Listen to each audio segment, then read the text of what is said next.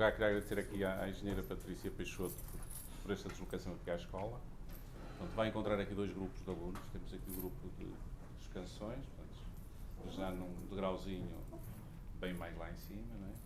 Depois temos aqui os nossos iniciados do curso de Gestão de Restauração Incluída. Os futuros canções, não é? E do curso de FNB também. Temos aqui estes alunos que, à partida, têm as aulas todas em inglês.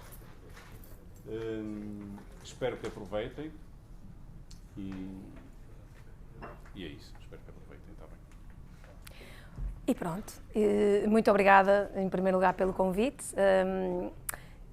O meu nome é Patrícia Peixoto, sou enóloga nas Quintas de Melgaço, para além de dar apoio a outros projetos noutras regiões. Eu não preparei nada de especial. Para mim, falar de vinho, enfim, surge naturalmente, não é? É a minha vida, é a minha paixão, é o que eu sei fazer, não sei falar mais nada. E portanto, não sei, a minha ideia era apresentar como objetivo principal as Quintas de Melgaço e depois ir um bocadinho na vossa onda, falar sobre a região, sobre os vinhos em Portugal, mas ir um bocadinho na vossa onda. Portanto, vou precisar mesmo que me ajudem a dinamizar isto.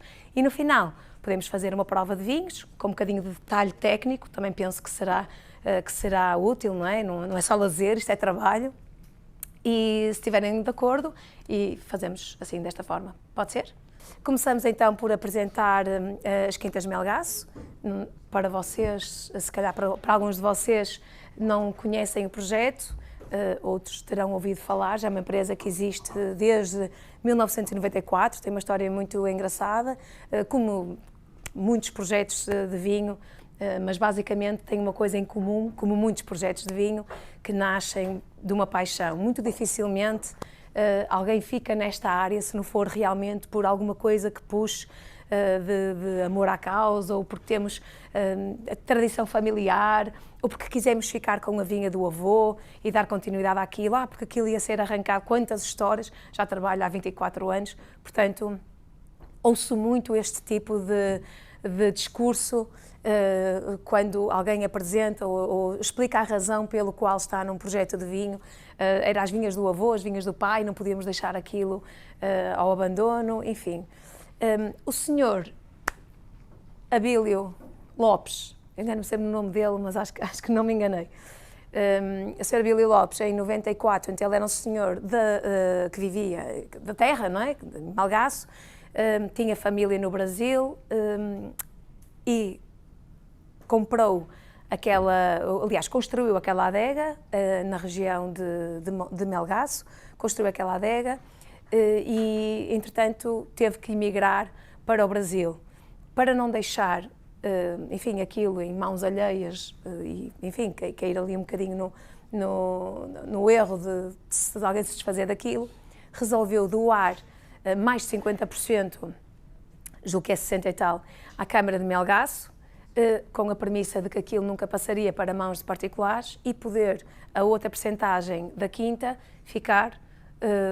ser dos sócios, que entregariam as uvas à adega e a partir daí então é que faziam o vinho e dessa forma tinham sempre as pessoas da terra com trabalho, com valor, a ser sustentável e a poderem gerar um negócio e poderem manter famílias inteiras. Foi muito nesta premissa, nesta solidariedade humana que aconteceu o nascimento das Quintas de Melgaço.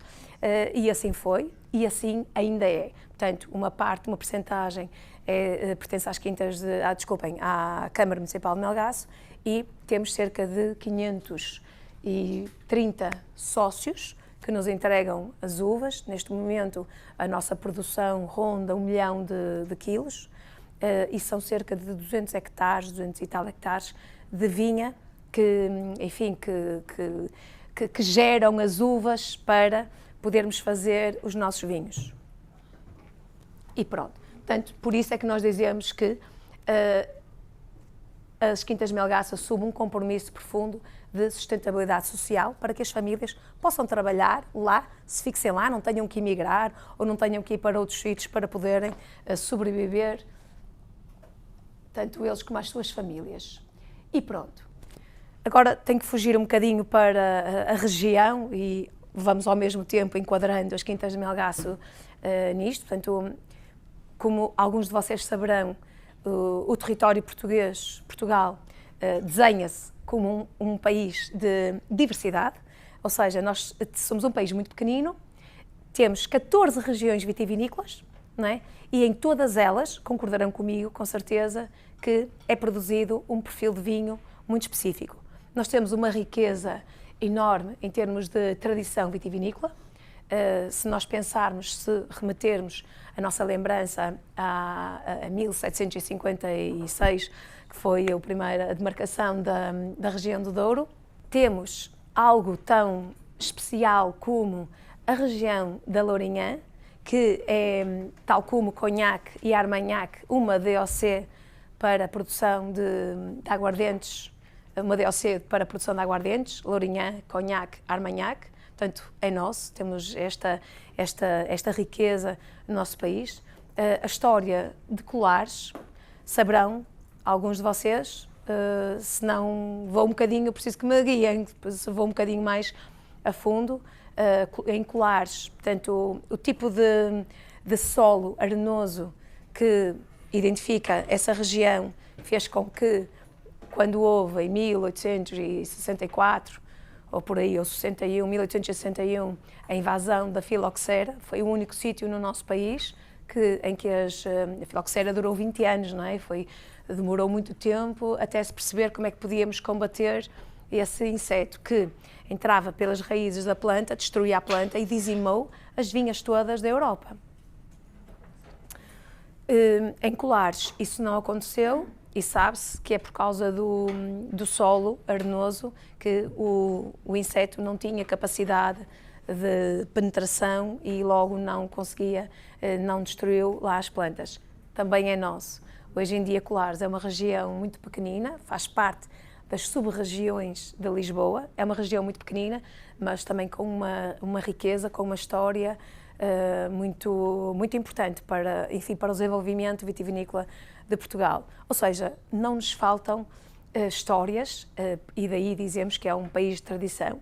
Ainda hoje, em muitas regiões vitivinícolas, praticamos operações práticas na adega que nos remetem aos tempos antigos, não é? Ou seja, a tecnologia evoluiu, mas Portugal faz questão de manter alguma tradição.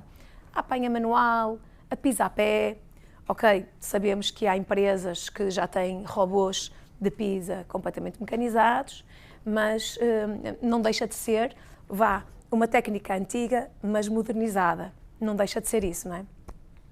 E pronto. Por isso é que é considerado, nós somos os...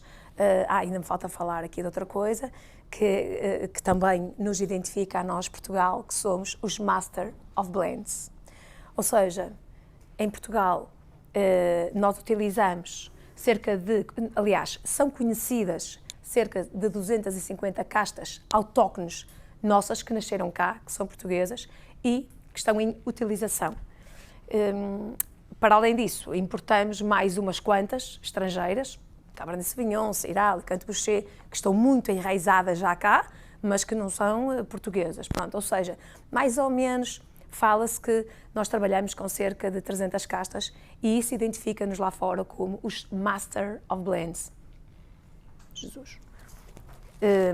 Os Master of Blends, ou seja, tradicionalmente nós produzimos os nossos vinhos recorrendo a várias castas, a lotes. É uma filosofia que nos identifica. E onde é que nós também vemos a origem dessa história? Em regiões tão antigas como, por exemplo, Trás-os-Montes, o Douro, em que aquilo que se encontra lá ainda são, ou seja, as vinhas mais antigas ainda são plantadas nesta base, ainda conseguimos encontrar lá, que é parcelas de vinha com muitas castas diferentes misturadas. São as chamadas vinhas velhas, muitas vezes nem se identificam, nem sei quais são as castas deste lote. Olha, nem sei. Não é? Ainda há pouco tempo me aconteceu, vinho incrível do Douro, quais são as castas? Olha, tem para aí 9 diferentes, não sabemos bem quais são. Porquê? Porque antigamente, ao plantarmos as vinhas, plantava-se um bocadinho baseado vou plantar variedade, porque se alguma casta tiver alguma doença, tiver alguma maleita num determinado ano, as outras vão compensar a nível de sanidade e de qualidade, não é? Porque isto depende muito da natureza e nem sempre corre bem todos os anos. E isso acontece muito nessas regiões, no Douro, em Trás-os-Montes, as vinhas velhas, são vinhas muito antigas e muitas vezes nem se sabe quais são as castas, porque a menos que se peça uma identificação enfim, por via do genoma da casta ou assim, nem se sabe quais são as castas, por isso muitas vezes nem vem mencionada no rótulo. Uma das perguntas que muitas vezes os consumidores fazem é porque é que algumas marcas alguns produtores não identificam as suas castas nos rótulos, pode ser por variedíssimas razões, não é? Mas essa muitas vezes acaba por ser uma explicação. E isto também nos remete à forma como nós trabalhávamos tradicionalmente, não é? Hoje em dia não é assim. Qualquer produtor que vá plantar uma vinha, planta uma parcela com uma casta identificada e o que nós fazemos é apanhamos, olha, agora vamos apanhar ali a trincadeira, olha, ali vamos apanhar a Touriga Nacional, ali apanhamos o loureiro, levamos para a adega, vinificamos em separado. Acaba por ser uma técnica mais comum agora, se bem, pronto, que obviamente há produtores mais pequeninos que ainda possam fazer, porque têm as suas vinhas velhas, obviamente não vão apanhar uma planta hoje e outra amanhã, porque são diferentes. E ainda me lembro, há 20 anos, quando trabalhei na adega cooperativa da Covilhã, ainda tinha produtores que entregavam as uvas nas suas dornas, brancas e tintas misturadas, e claro, começamos a beneficiar uma gratificação, ou seja, a pagar um valor mais alto pelo quilo de uva se nos entregassem as uvas separadas. Como é óbvio, pronto, nem todos podiam aceitar porque o custo da apanha da uva era um bocadinho elevada, mas lembro-me que na altura até nem entendia muito bem isso, mas depois realmente era assim que era feito, depois só arrancando as plantas e plantando novamente é que se podia resolver o problema. Enfim, pronto. Este é um bocadinho o cenário da viticultura em Portugal, ou da nossa forma de fazer o vinho, de aparecer no mundo, e diria que leva-nos a um contexto, a um conceito de velho mundo, não é? Que está mais implementado na Europa, que não é nada mais, nada menos do que os países que fazem vinho há mais anos, não é? Nós, a Europa, Portugal, França, a Espanha, Itália, por aí, se calhar, enfim, temos assim algumas particularidades mais parecidas, se bem que Portugal, a nossa dimensão, com a nossa diferenciação de perfil em cada região, mas já lá iremos, leva-nos a uma diferenciação que não é muito, enfim, que é única e praticamente é considerada exclusiva no mundo, mas já lá iremos ao perfil de cada região. E depois temos o novo mundo, não é? Nova Zelândia, o Chile, a Argentina, enfim, que nos remete mais para uma filosofia de produção mais massiva, mais mecanizada e mais monocasta, não é? Muitas vezes nós identificamos é o Sauvignon Blanc da Nova Zelândia, quando um neozelandês, quando vem a Portugal, não é? Os turistas, quando vêm a Portugal, muitas vezes pedem um vinho, porquê? Pela casta, não é? Acaba por ser esta uma das explicações que dão ao facto de termos, há 15 anos, 20 anos, termos começado a produzir vinhos monocasta. Não era essa, mas hoje em dia vemos em Portugal produção de vinhos blend e vemos também e foi pela necessidade da internacionalização, os turistas também vêm para cá e têm uma influência enorme no tipo de comportamento que nós temos no mercado. Por exemplo, também se deve um bocadinho ao turismo, esta emancipação do vinho rosé. Começa a estar na moda e começa-se a fazer vinhos rosés de muita qualidade em Portugal, secos, não é? Os vinhos rosés como é que nasceram? Numa necessidade de dar um destino a um mau vinho branco com um mau vinho tinto, dava um mau vinho rosé. E depois punha-se um bocadinho de açúcar, um bocadinho de gás e a coisa lá se dava. Pronto, hoje em dia sabemos que há uma região, quem é que me ajuda? Em França, a Provence, que se mostra no mundo tem provado coisas muito giras, muito engraçadas, rosés muito bons da região, há de tudo, como é óbvio, e em Portugal os rosés já são um caso sério. E claro que nós, não digam a ninguém, mas vocês sabem que muitas vezes era uma mentalidade, um clichê antigo, que se só bebia vinho rosé quem?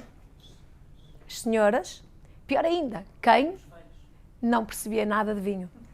Quem não percebia nada de vinho. Pronto, é um rosé. Já me aconteceu, eu não tenho um ar velho, não é? Mas já me aconteceu, para a senhora é um rosé.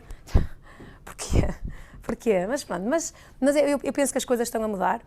Eu, para além da minha área profissional na enologia, gosto muito de dar formação e eu acredito que é este o contexto que vai fazer mudar aqui o panorama e a cultura de vinho em Portugal. E são vocês que agora levam a palavra, e são vocês que vão ser especializados e que vão olhar para o vinho de outra maneira, que depois vão contagiar sempre que estiverem com alguém. Portanto, isto vai demorar uns aninhos, mas eu acredito mesmo que o vinho vai ter... Porque eu acho que nós estamos a assistir a um momento crítico em Portugal de baixo consumo. O consumo está a diminuir, mas se nós adotarmos o beba com moderação, eu acho que as coisas, isto vai correr bem no setor do vinho. Bom dia. Tudo bem? Posso? Claro que sim. Estávamos à sua espera.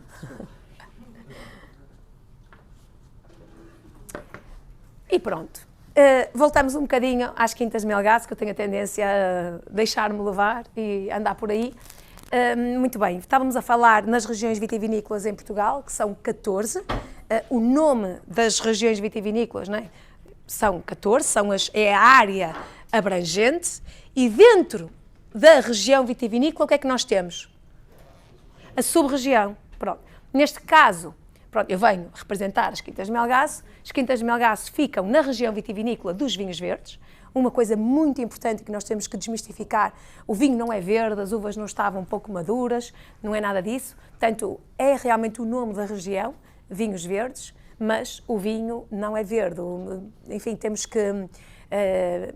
o vinho não é verde, as uvas não são verdes, estavam maduras. A questão é que há alguns anos, por conta das condições e do conhecimento que se tinha a nível da viticultura, as uvas de facto não amadureciam completamente, plantava-se a vinha quase como uma cultura secundária, em que havia também algum ensombramento e as uvas não maturavam. Mas o que é que nós precisamos para a uva maturar? Precisamos de água, precisamos de calor, precisamos de luz.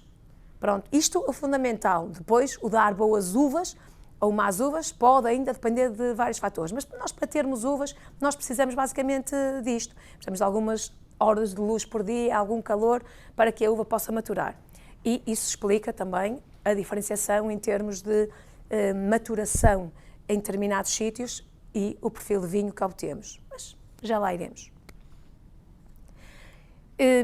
E o facto de estar no campo, à volta dos campos, muitas vezes não tinha, as uvas acabavam por não maturar completamente e, de facto, os vinhos tinham um teor alcoólico baixo, não é? E isto na uva é muito simples. A uva é constituída por, na sua polpa, açúcar e água, depois mais umas vitaminas, sais minerais, não é muito interessante, para agora, não é? Claro que é tudo importante.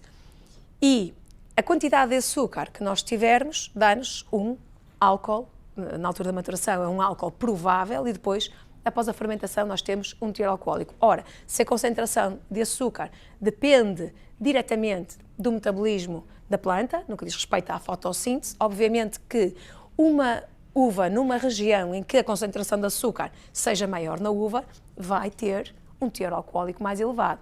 Isto explica a diferenciação entre, por exemplo, o Alentejo e aqui a nossa região. Temos uma diferença climática marcante, só assim, entre as duas regiões. Logo aqui o perfil de vinhos é bastante diferente e o teor alcoólico final dos vinhos também são muito diferentes. Se bem que a realidade está a mudar Sabemos que estamos a atravessar um momento de alterações climáticas que já nos trazem para esta região uma maturação. Para além de, obviamente, o conhecimento vitivinícola, nós aproveitamos, nós plantamos as uvas para termos o máximo de aproveitamento da área do sol, da luz e, obviamente, temos maturações mais intensas e mais completas. Logo, os teores alcoólicos dos vinhos também, nesta região, também temos vindo facilmente. Eu trabalhei nos vinhos verdes também há 20 anos e depois estive no Alentejo 17, voltei agora e realmente lembro-me, há 20 anos, dos teores alcoólicos serem normalmente 9,5, 10,5, ter um 11. Hoje em dia, nós temos perfeitamente e facilmente 12 graus nas nossas uvas, mas isso também tem um bocadinho a ver com tudo, com as alterações climatéricas, como é óbvio, mas também um progresso a nível de viticultura muito importante que houve. Hoje sabemos mais, hoje plantamos as nossas vinhas, fazemos as formas de condução, as podas, a localização, tudo em função do objetivo final que é boas uvas e bons vinhos, tendo naturalmente também uma maturação mais completa e mais intensa. E daí que hoje observamos nesta região, enfim, uma mudança em termos de perfil, ou seja, os vinhos eram muito acídulos há uns anos e nós agora temos até uma acidez muito equilibrada, uma acidez vibrante e um conjunto, enfim, em boca já mais untuoso. Vamos depois provar os vinhos e falar neste vocabulário todo. Portanto, realmente, há uns anos houve aqui um perfil de vinho que vingou, que acabou por, enfim, por se implementar aqui, ainda existe, que teve a ver com esse excesso de acidez que havia. Ou seja, adicionar um bocadinho de açúcar antes do engarrafamento, portanto, imaginem, está aqui a cuba, vamos engarrafar hoje, pronto. Adicionar os produtos de estabilização e depois um bocadinho de açúcar para contrariar, para cortar este excesso de acidez, não é? Porque o equilíbrio da acidez consegue-se das duas formas, ou com estrutura, ou com açúcar, não é? Um vinho que vai à barrica, devido à sua estrutura mais elevada, em termos de pH, em termos de acidez, o vinho pode ser exatamente igual, mas se tiver mais boca, mais untuosidade, a acidez vai equilibrar-se completamente. Se não for o caso, se nós não tivermos um vinho com muita estrutura, ok, então podemos pôr um bocadinho de açúcar residual, níveis baixos, como é óbvio, e equilibramos o excesso de acidez. Para que não seja demasiado chato o vinho, um bocadinho de gás carbónico e vocês conhecem de certeza esse perfil de vinhos nesta região que é bastante comum e que acaba por hoje existir. Não estou a dizer nada de estranho, para não? Pronto, exatamente. Ainda existe, mas está-se a tornar um caso sério aqui os vinhos verdes, aqui os vinhos da região dos vinhos verdes, que está a haver uma tendência, novos produtores, até jovens, com outro conhecimento e com outra vontade de fazer coisas novas, e já se começa a ver vinhos que são completamente tranquilos, não é? Que são completamente tranquilos e vinhos secos e muito interessantes que se podem beber sem recorrer a esta adição de açúcar, se bem que também acho que a existência de vários perfis também acaba por ser interessante no portfólio de um produtor, não é? Porque isto é tudo muito bonito, mas o produtor tem que chegar ao fim do mês e pagar as contas. Mas pronto, isto para dizer o quê? Resumindo, esta região está a mudar muito o tipo de vinhos que está a produzir. Está a ter uma promoção muito positiva lá fora e cá dentro, graças, obviamente, ao trabalho dos produtores e à Comissão Vitivinícola, que também tem ajudado na promoção dos nossos vinhos. E lá está, encontramos de todos, uma coisa terão dado nas vossas aulas, certeza, uma coisa é o tipo de vinho é tinto, branco, rosé, não é? E depois temos os espumantes e os licorosos, portanto há 5 tipos de vinho e depois dentro do tipo de vinho temos uma coisa que é o estilo.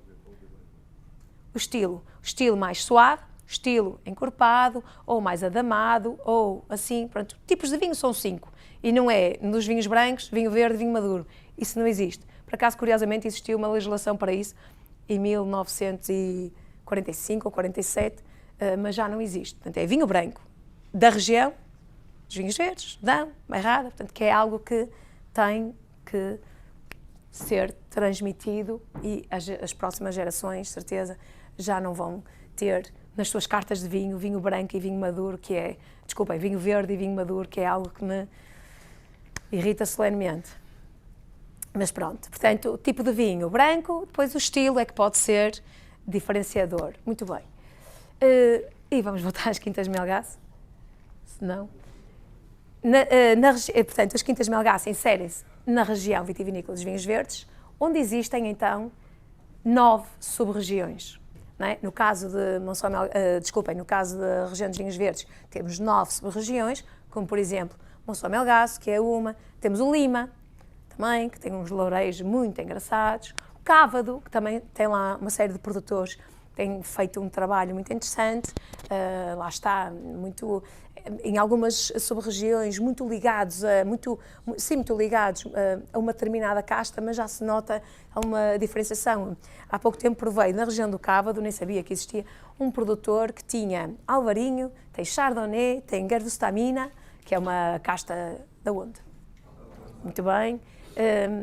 E no sentido, porque é que eles fazem isto? No sentido de criar alguma diferenciação. Muito interessante, vinhos completamente secos, tranquilos, muito bem.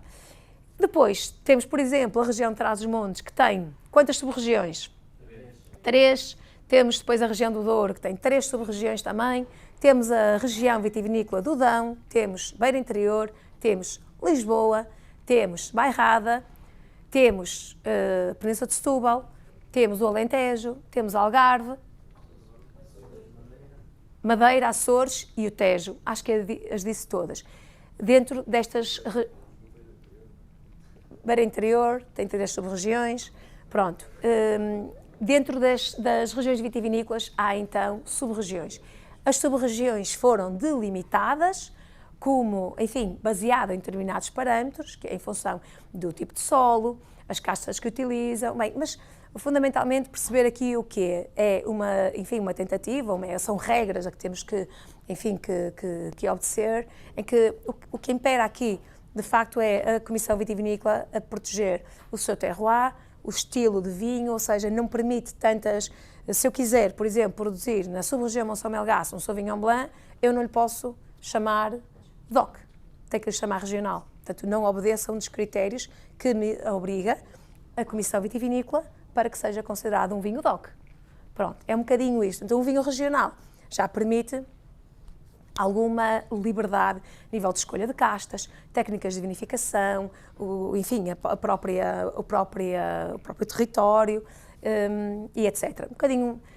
Pode ser por várias razões o que o vinho seja considerado regional. De qualquer maneira, penso que não é imperativo. Penso que o consumidor não ligará tanto a isso, não é? Digo eu, não sei qual é a vossa experiência. Acho que ele liga mais à região. Acho que liga mais à região. Eu gosto de vinhos do Douro, gosto de vinhos do Alentejo, mas não sei se a classificação de qualidade se é assim um critério tão importante para o consumidor. Não sei. Muito bem.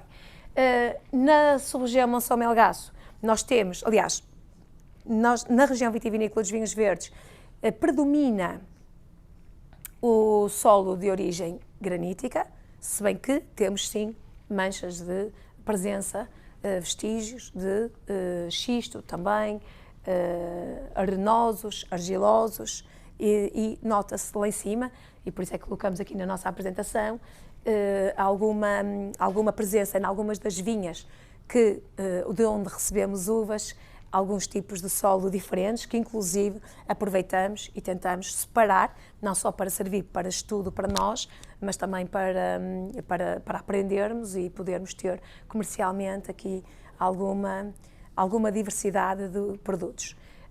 A casta rainha da sub-região é o Alvarinho, é lá que é considerado o berço da casta e onde o Alvarinho tem características excepcionais, se bem que saberão certamente, existe Alvarinho em várias regiões em Portugal, não é? Até existe Alvarinho plantado na Nova Zelândia. Pronto, e noutros países, como é óbvio.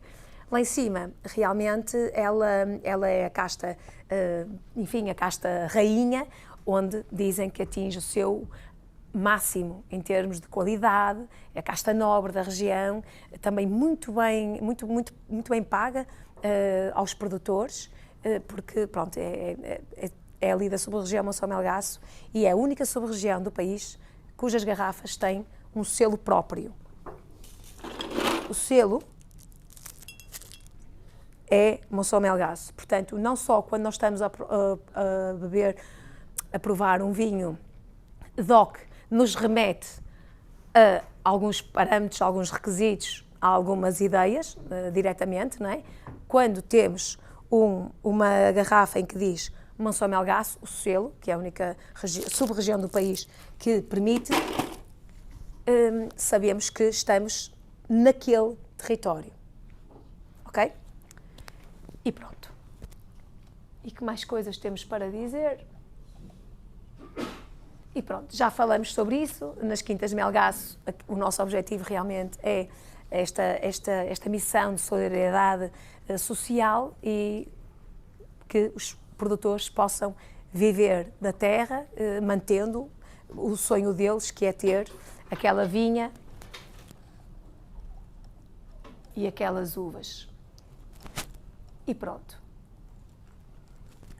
Falar um bocadinho aqui da casta. Alvarinho é saberão, certamente é uma casta de muita curiosidade a nível geral, é uma das castas nobres portuguesas, tal como, por exemplo, Touriga Nacional, no caso das tintas. Há mais. O Arinto, por exemplo, também é uma casta considerada muito especial em Portugal. O Arinto, por exemplo, dá-se muito bem de norte a sul. Tem ali uma região, quem me diz o nome dela, na zona de Lisboa?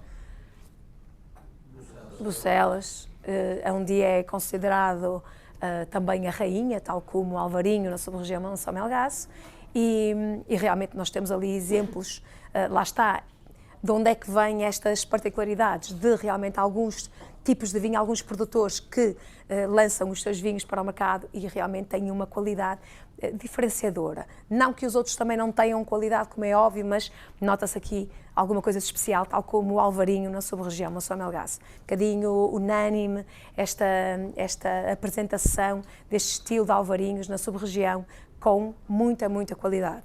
Pronto. E são alvarinhos que, mesmo no mercado, acabam por ser mais valorizados, mais caros, não é? Nos restaurantes, relativamente a outros alvarinhos de outras regiões portuguesas. Qual é a particularidade desta casta? A nível de fisionomia, portanto, são bagos muito pequeninos. Agora, voltando atrás um bocadinho, pondo aqui algum conteúdo que eu acho que é importante, há bocadinho falamos a constituição de uma uva. No seu interior nós temos a polpa, não é? Que é constituída por água, maioritariamente, e temos o açúcar, que pode ser, enfim, várias percentagens, 12%, 15%, o que seja. Não, desculpem, não é isso que eu quero dizer.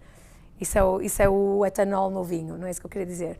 Pronto, o açúcar, na altura da maturação, rondará, lembro-me que de uns valores mais assim entre 200 e tal gramas por litro de açúcar, na altura da maturação, que depois vai ser convertido total ou parcialmente em etanol, dependendo do que o enólogo decidir. Pronto. No caso do alvarinho, nós temos uma maturação muito completa na casta, nas uvas, e acabam por ter um teor alcoólico um bocadinho mais elevado do que os vinhos no resto de todas as outras sub-regiões vitivinícolas na região dos vinhos verdes. Ou seja, é comum vermos alvarinhos 12,5, 13 ou até um bocadinho acima, facilmente. O que é que justifica isto? Portugal, mais ou menos, já devem ter ouvido falar das nossas influências climáticas. Já? Quais são? São 3, quem me diz? Continental. Mais? Mediterrâneo. Muito bem, pronto. Vamos partir mais ou menos em 3. Atlântico, estão a ver assim o mapa, não é?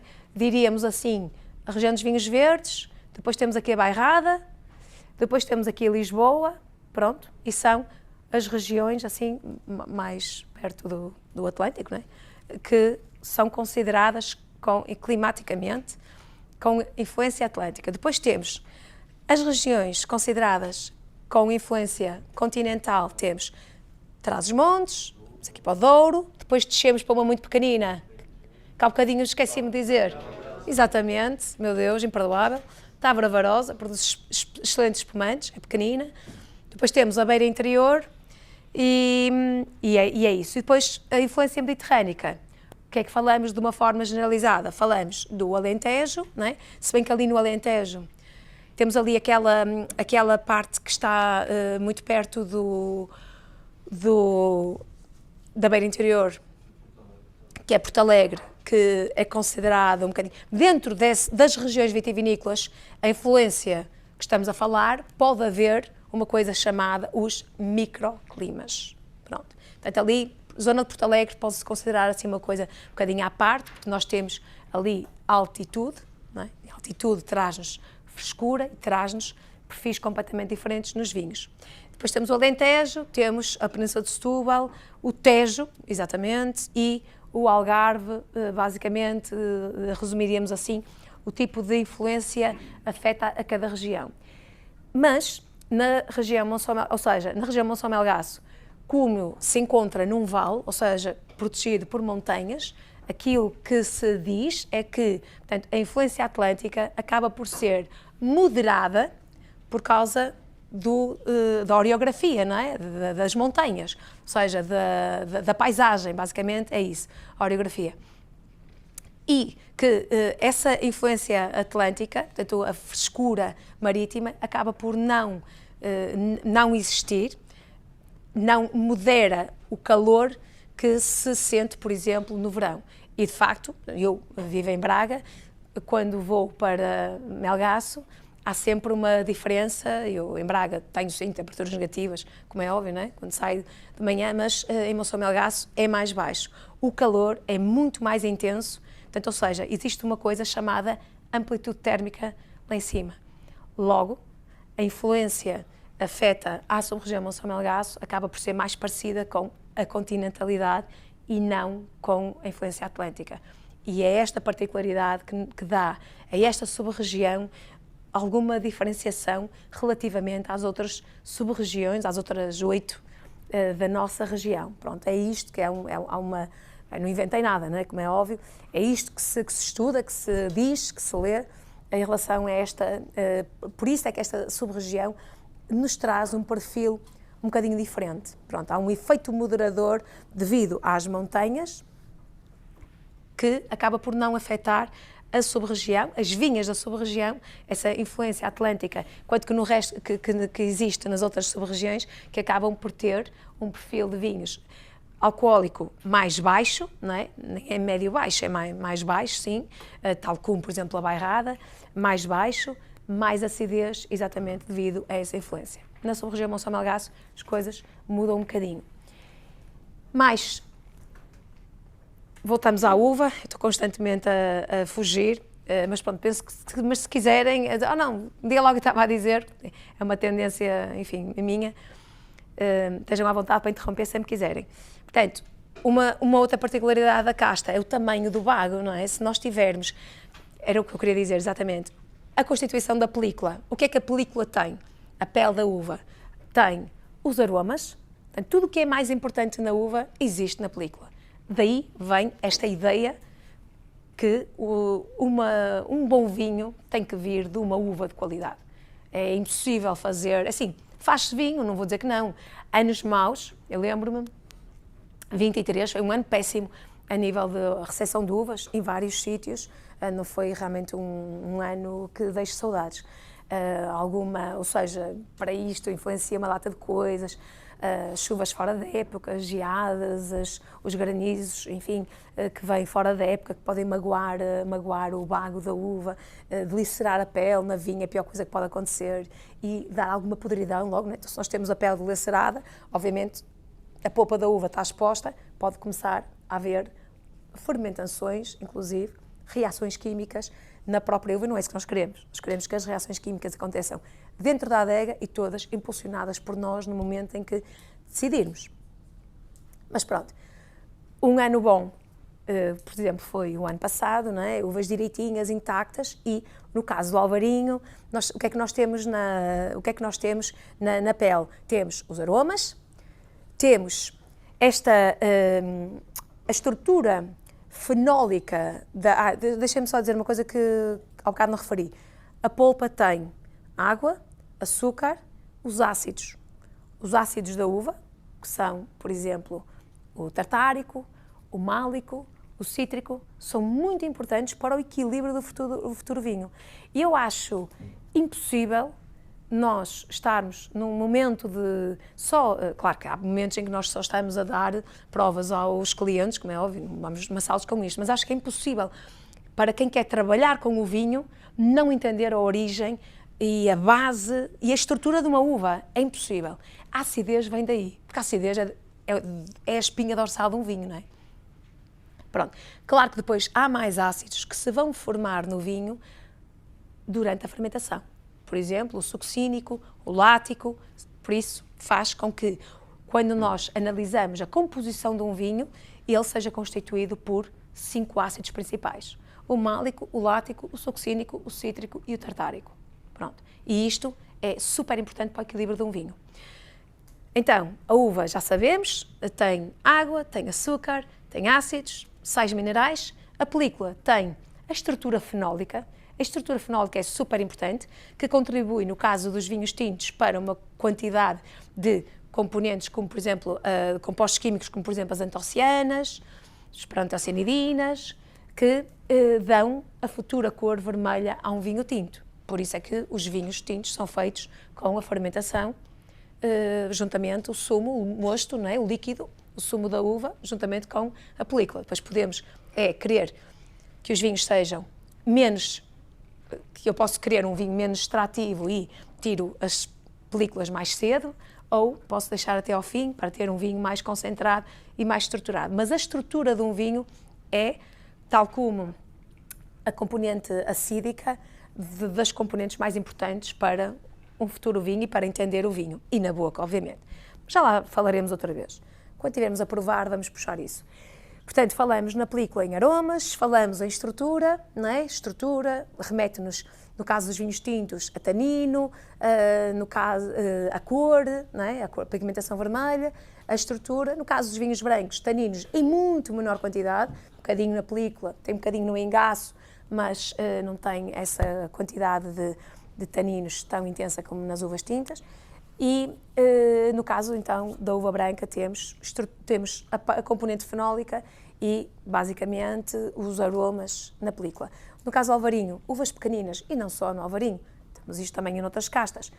Uva pequenina, ou seja, uma superfície maior para uma menor quantidade de polpa, logo vamos perceber que este vinho vai ter outro músculo. Imaginem, é fácil, uma uva muito grande, com uma quantidade é o que acontece na uva de mesa, não é? Se vocês pegarem uma uva para vinificação, para produção de vinho e uma uva de mesa, percebem, um é muito mais diluído, porque a quantidade de polpa é muito grande, logo tem muito mais água, vai diluir muito mais aquilo que existe naquela película. O Alvarinho é uma uva de bago extremamente pequeno. Logo, isto leva a uma estrutura um bocadinho diferenciadora no que diz respeito a outras castas brancas. Começando por aí. Depois, a sua riqueza em compostos aromáticos. Nem todas as castas já terão, obviamente, abordado, estamos em abril, não é? A origem dos aromas, mas sabemos que as uvas comprometem, não é? E ajudam ali ao perfil aromático dos vinhos. Portanto, o Alvarinho é considerado uma casta com uma riqueza em termos de compostos aromáticos muito interessante, muito intensa, e não só, há outras. Quem me dá exemplos de castas com alguma excelência a nível de quantidade? Estamos a falar, quando eu digo quantidade, pensem é como quando medimos o perfil aromático de um vinho, não é? Estamos a comparar dois, qual é que tem mais metros? Não é? Quantidade é mesmo quantos metros a mais. Quem é que me dá mais exemplos de castas muito aromáticas? É essa a considerada o melhor exemplo. A casta Moscatel é natural. Qual? Fernão Pires, também, muito bem. Também, pronto, eu estava à espera que me trouxessem uma daqui de cima, mas tudo o que estão a dizer é correto. O loureiro, exatamente. Era isso. Mas sim, são castas que têm uma riqueza, portanto, os compostos aromáticos naturais, eu não vos vou amassar com termos muito químicos, muito técnicos, mas basicamente as castas podem ter perfis aromáticos causados pela existência de compostos terpénicos, tiólicos, pronto, é isso, terpénicos, tiólicos, estou-me a esquecer de mais uma, mas esses são os... Mas esses são até mais ligados à uva, tudo bem. Terpénicos, tiólicos são alguns dos mais conhecidos aqui. No caso da casta Moscatel, é uma casta extremamente terpénica e uma coisa muito importante que tenho que dizer é, muitas vezes, nós não podemos só identificar Moscatel é terpénico e ponto final. Atenção, é por isso que às vezes esta coisa das provas cegas leva-me um bocadinho a ser, mas agora é uma opinião pessoal minha, atenção, leva-me a ser um bocadinho crítica, porquê? Porque a mesma casta, plantada noutro sítio, a ter um tipo de influência climatérica, tipo de solo diferente, pode fazer desviar o seu perfil sensorial, não é? Mas, dependendo da tecnologia de vinificação que eu aplico na adega, eu posso desviar o perfil varietal, não é? E levar a casta para... Basta mexer nas temperaturas de fermentação. Vinhos, e é fácil perceber isso, por exemplo, vocês conhecem a casta Sauvignon Blanc, não é? Tem um perfil, um nariz aromático muito direto. Se eu trouxer um Sauvignon Blanc para aqui, eu sei que vocês estão todos na expectativa de sentir uma determinada coisa. Quem pede um Sauvignon Blanc, à partida, sabe, é expectável que tenha um nariz mais vegetal, que lhe vai cheirar ali um bocadinho o aspargo ou o pimento verde, porque é uma casta que tem uma quantidade de pirazinas que, naturalmente, na própria uva, na própria pele da uva, mas que acaba por se refletir quando está plantada em climas mais frescos. Se eu pegar num Sauvignon Blanc e puser assim no centro do Alentejo, ou eu tenho muita sorte e há ali determinados anos que já me aconteceu, em 10 anos conseguimos fazer 3 vezes, não é? Ou então eu não consigo ter essa riqueza aromática varietal na casta, portanto é preciso ter um bocadinho de atenção a isso. Não é, olha, é Sauvignon Blanc, vai cheirar a isto, não. Há muitas interferências no que diz respeito ao perfil aromático de um vinho em função do sítio onde ele está plantado. E, obviamente, imaginem que eu opto por pôr o vinho 1 ano em barrica. Lá se vai o perfil sensorial primário, não é? Por isso, calma. No caso do Alvarinho, então, tem características únicas em termos sensoriais, aromáticos, é muito facilmente identificada, pode apresentar, sim, umas notas mais de fruta tropical, mas também em sítios mais frescos, com algumas características específicas de solo, mais mineral. Também aparece alvarinhos com essa particularidade. Nós hoje vamos provar algumas, e brincamos aqui um bocadinho com a tecnologia, vamos provar 100% alvarinho, estagiado numa argila. Eu adoro pôr o alvarinho numa talha, depois podemos explicar qual é a influência da talha de barro, sem revestimento nenhum, internamente.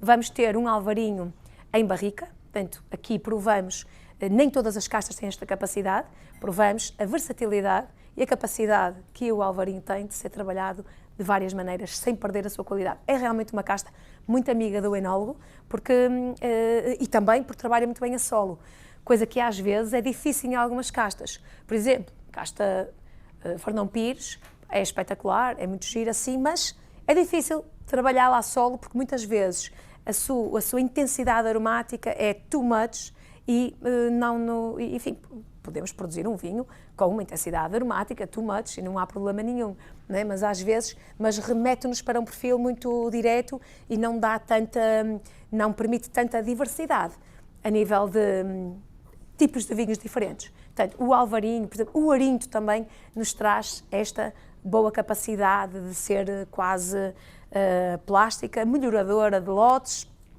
e que nos permite brincar um bocadinho. E depois temos o espumante também, Alvarinho, que vou também explicar depois, e o Vinhas Velhas, que também são vinhas selecionadas, mais antigas, que nós tratamos à parte. A sub-região em si, a casta Alvarinho e, não referi aqui uma coisa muito importante, portanto, para além destes aromas distintos que ela pode, portanto, não é assim uma casta direta, há muitas influências, muitos interferentes que lhe podem definir o perfil. Temos também aqui, enfim, algumas características extras, a longevidade que a casta pode ter, e isto deve-se a duas coisas que vêm no DNA da própria planta. A própria estrutura, quando eu digo a estrutura, é a composição fenólica, parece um palavrão, mas é super importante para entender o vinho. O que é que são a composição fenólica? São os flavonoides, as antocianas, no caso das uvas tintas, que dão a pigmentação vermelha ao vinho tinto, que depois, durante a vida de um vinho tinto, vão acontecer várias coisas a essa composição fenólica, que depois, como sabem, o vinho começa sendo muito vermelhinho, escuro, depois vai passando para castanho, laranja, enfim, há uma vida no vinho, e a riqueza fenólica na sua origem é super importante. É quase aquilo que define o peso na boca. A estrutura do vinho acaba por ser aquilo que distingue um vinho encorpado de um vinho leve. Pronto. E que tem a ver com a existência menor ou maior deste tipo de riqueza de compostos químicos na própria uva. Está bem? Claro que depois nós na adega podemos trabalhar os vinhos de forma a dar-lhes mais untuosidade, mas sobre isso eu vou falar se calhar aqui quando estiver a apresentar aqui o nosso homenagem. Deixem-me só ver se não falta mais nada. Acho que acaba por ser aqui a nossa, exatamente, o resumo de... Acho que já disse tudo. Muito bem, apresentando então os vinhos para começarmos a prova. Vamos começar pelo barro. O barro é um vinho que nós fizemos 100% a casta Alvarinho e que no final, ali mais ou menos em outubro, início de novembro, pusemos em estágio numa ânfora, numa van de terre, uma argila, terracota. Portanto, a argila,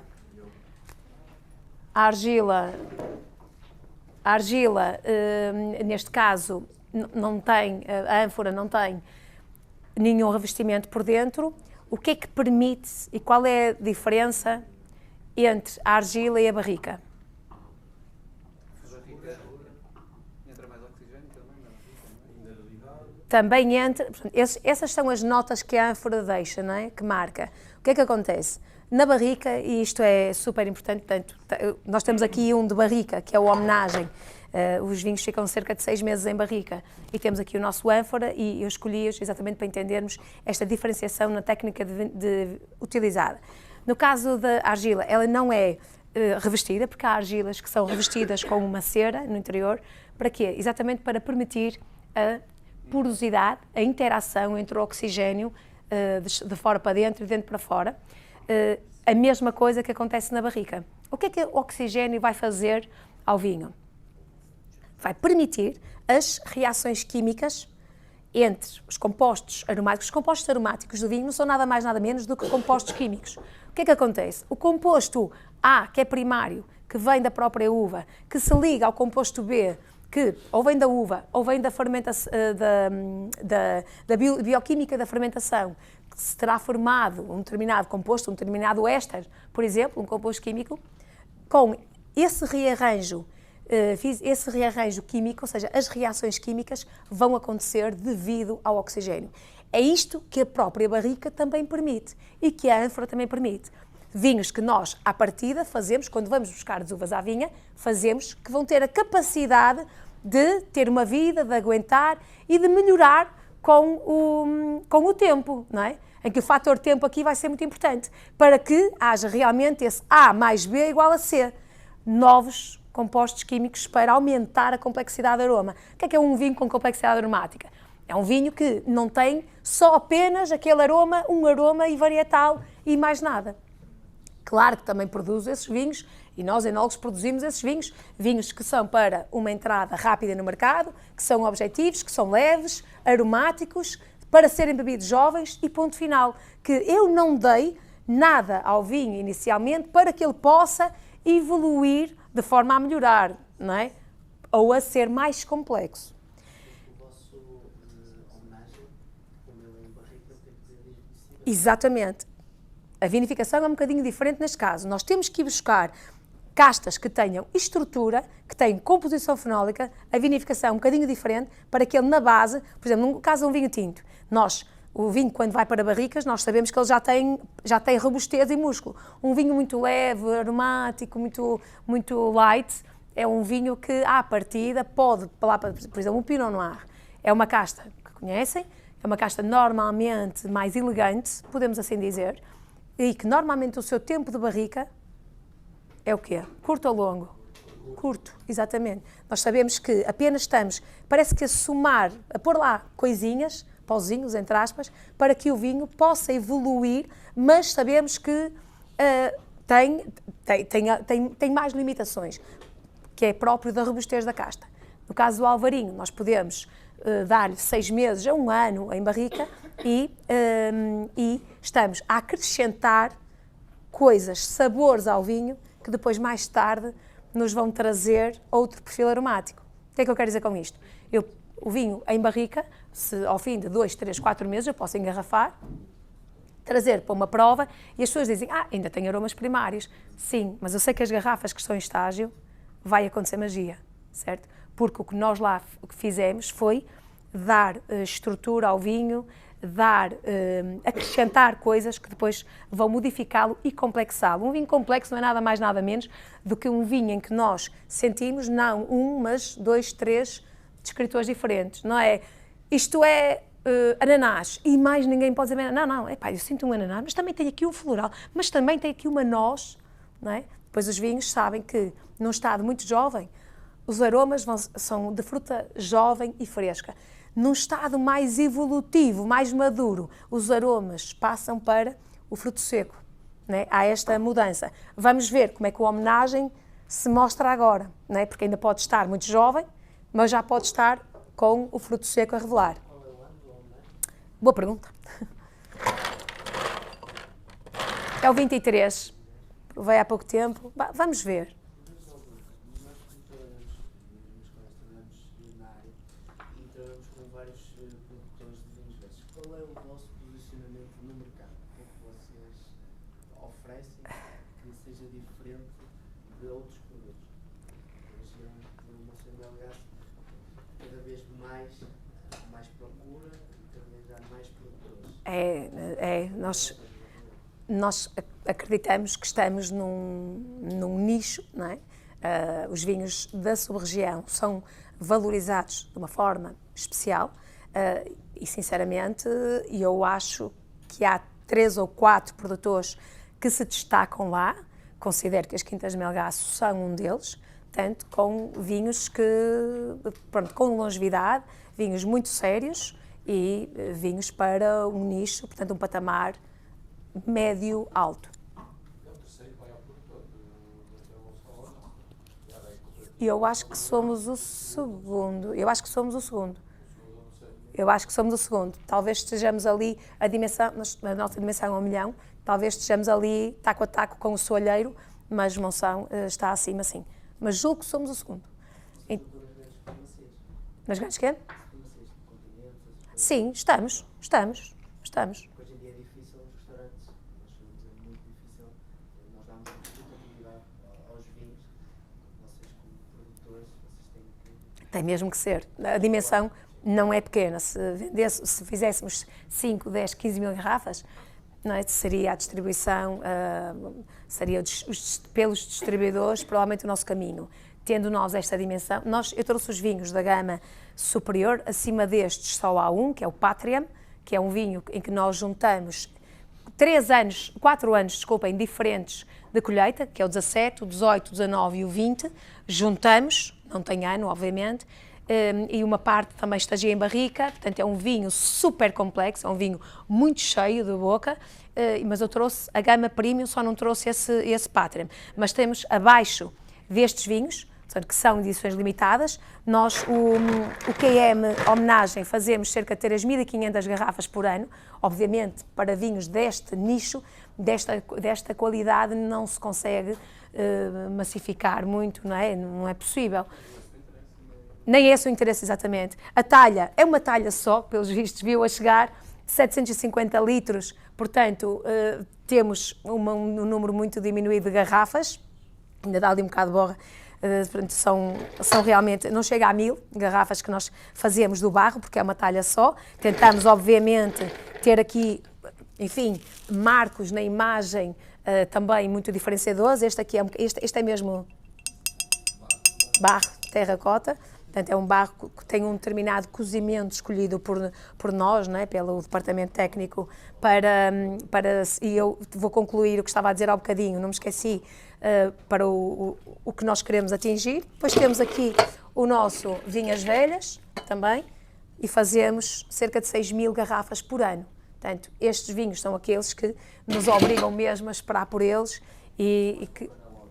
Exatamente. E depois, abaixo destes, temos o Loureiro Alvarinho, temos o QM normal, que é um vinho super comercial e que é, obviamente, que faz o volume, que tem um rótulo azul ou verde, acho que é azul, que é aquele que nós vendemos em maior quantidade, que é aquele vinho assim, mais comercial. Pronto, não é bem entrada de gama, também já tem um preço próximo de 6. É assim o nosso... E depois temos o Torre de Menagem, que é aquele mais conhecido, que é ali se calhar o combatente ali do Muralhas, que está um bocadinho mais abaixo, mas não é 100% alvarinho, esse vinho. E pronto. No caso então da nossa talha, o que é que nós temos? Para além da melhoria das características aromáticas do vinho, não é? Por via desta troca de oxigênio, temos também uma certa, pela porosidade do próprio material, tanto da talha como no caso da homenagem da barrica, há uma certa evaporação que não pode ser esquecida e que é super importante, porque acaba por dar alguma concentração, alguma untuosidade aos próprios vinhos, para além de o formato da talha faz com que o vinho esteja permanentemente sujo, ou seja, turvo. A borra do vinho, a borra boa, se não for boa a gente descarta e mete borra boa, é fácil. Portanto, que é este contacto do líquido com as manoproteínas que existem na borra, que não são nada mais, nada menos do que estruturas de proteínas e monossacáridos que existem nas borras do vinho e que lhe dão esta untuosidade em boca. E esta untuosidade, nós provamos o vinho antes da talha, do trabalho da talha e depois nós vemos o quê? Aquilo que eu estava a dizer há bocado. Em termos de acidez, ela está lá. A questão é que o vinho ganhou tanta boca, tanta gordura, obviamente gordura, não é? Detesto este gesto, mas é isso que acontece, esta untuosidade que acaba por ficar num equilíbrio de boca em que não se sente a acidez, mas sente-se uma estrutura imensa e suave. Logo, o vinho tem longevidade, tem peso e estrutura, e é assim que nós começamos a identificar e a perceber se o vinho tem potencial de guarda ou não. Não é porque nos dizem, é porque nós sentimos isso. Isso é sentido por nós profissionais, por vocês também. No caso da barrica, é exatamente tudo o que eu disse em relação à talha, com uma vantagem, com um outro fator, que é a própria madeira, que é carvalho, e o carvalho é selecionado pela indústria de enologia também por vários fatores, mas esse também tem os tais compostos químicos que são responsáveis pelo aumento da complexidade aromática, existe na madeira, são cedidos ao vinho e um com o outro, rearranjos, oxigênio, novos compostos, e aí abrimos completamente um mundo novo. Moléculas químicas, não é, que nos dão no nariz notas de baunilha, chocolate, o cravinho, o caril, Caril é um descritor aromático que aparece, por exemplo, em vinhos do Porto muito velhos, ou seja, é preciso haver o A mais o B mais o C mais o D, tempo, e um dia ele aparece ao fim de 20, 30 anos, aparece aquele descritor aromático de Caril no vinho do Porto, principalmente nos tawnies, mas tem que haver realmente ali muito tempo, muita idade para que esse descritor aromático se forme. Portanto, é essa vida que a madeira pode dar ao vinho que lhe aumenta então a complexidade aromática, modificando completamente. E o vinho deixa de ser um simples ananás, ai que giro, e é meio tropical, e passa a ser realmente aqui alguma coisa. Epá, já me traz aqui um bocadinho de noz, já me traz a amêndoa, já me traz o fruto seco, a especiaria, e isto tem a ver com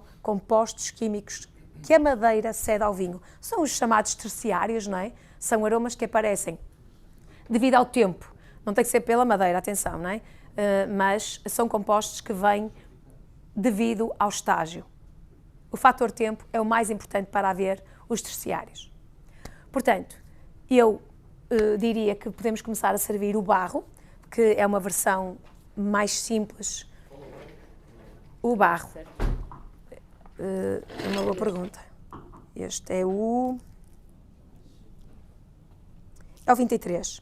Por acaso, não tinha, podia ter pedido, sim, por favor, podia ter pedido mais antigos. Diga? Só fizemos 2 vezes, sim. Fizemos o 2022, que deve ter acabado, e o 23. O 24 ainda está na talha, mas acaba por ser uma novidade. Acaba por ser 6 meses, sim. Sim.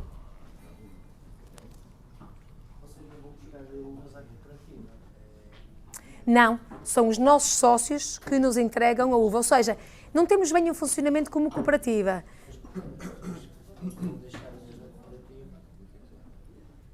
Os sócios da cooperativa são obrigados a entregar à cooperativa, os nossos sócios não são obrigados a entregar a nós. O nosso funcionamento não é bem como uma cooperativa, mas sim, normalmente, o que é que nós fazemos? Pagamos aos sócios, não é? Tempo e horas, e conseguimos a sua lealdade, a lealdade deles na entrega das uvas, não é?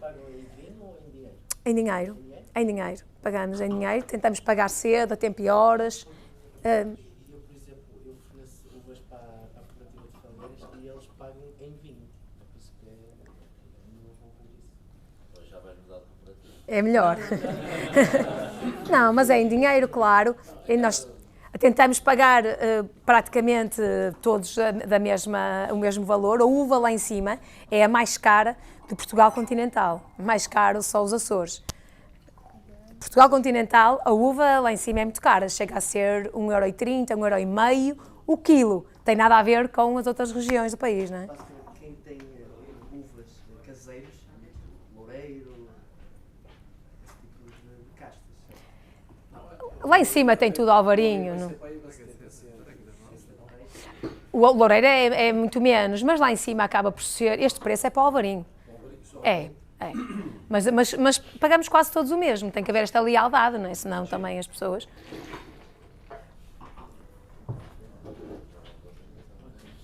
Pronto, temos aqui ainda uma versão muito jovem uma versão ainda muito jovem deste vinho, não é? Se formos analisar, tanto em cor, ainda, portanto, para limpidez, temos alguma limpidez, nota-se aqui um bocadinho, não, gás carbónico não, mas o que houver de bolhinhas é dióxido de carbono natural, não há CO2 adicionado neste vinho, é um vinho completamente tranquilo. Esta vivacidade de cor, ainda com laivos esverdeados, tem a ver com a sua juventude, acaba por ser um vinho jovem, lá está, um vinho que já tem, portanto ele é de 23, ele foi engarrafado há 1 ano seguramente, portanto ainda tem uma vida pela frente, não é um vinho de consumo muito jovem, também não é um vinho muito barato. Este PVP, eu acho que é quase 30. Sim, não vou arriscar bem ao número porque, pronto, mas não é a minha... Sem condição. Isso é sem IVA, correto? Não, com o IVA, sim. O PVP deve estar perto dos 30, é 20 e tal. Pronto. Mas depois também lhe posso dizer com mais certeza, não é? Realmente. Ou seja, nós temos aqui um nariz, um perfil aromático que nos remete mais, digam-me vocês, frutado, floral, vegetal, fruta seca, um bocadinho floral, sim, eu diria. Mas é engraçado que este promete Muita guarda. Sim, sim. Ainda nos diz, nota-se, o nariz diz-nos que ainda pode evoluir. Em termos de acidez, Ainda não provei, vamos ver. Posso usar aqui, não posso?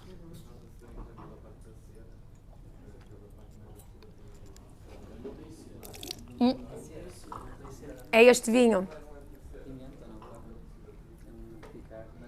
Talvez pela parte vegetal dele.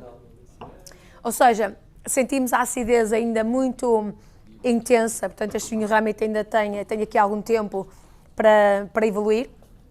O que é expectável neste vinho é, dentro de algum tempo, a acidez notar-se menos, a acidez não baixa, a acidez de um vinho não baixa na garrafa, mas vai-se notar menos e temos a estrutura, a untuosidade a sentir-se mais. E este é aquele vinho que eu diria que se deve consumir a uma temperatura, eu acho que está muito frio, não sei se concordam comigo. mais elevado. mais elevado um bocadinho. Mais elevado, sim, sim. Quanto mais baixa for a temperatura, mais a acidez é perceptível na boca, não é? Portanto, se nós elevarmos um bocadinho a temperatura, este vinho, não diria 10, 12 graus, 10, 12 graus, ele entra-nos aqui num conjunto mais redondo, ou seja, em vez de sentirmos tanto a acidez, sentimos mais o conjunto. Pronto. E o mesmo num vinho de barrica. O mesmo num vinho de barrica. Aliás, aí é mesmo obrigatório. Não se sente. Ou seja, qual é, no caso de um vinho mais jovem, mais leve, é pensar quais são os requisitos qualitativos do vinho. Temos a sua componente aromática, temos a acidez e a leveza. Como é que se sente isso? Com a temperatura baixa. Um vinho branco, encorpado, como é que se sente este corpo dele? Temperatura mais alta. Pronto. Temos sim a acidez, que equilibra, é importantíssimo, mas isto tanto num prato como num vinho. A acidez é fundamental, até num vinho licoroso, não é? Num madeira, num porto, é fundamental haver alguma acidez.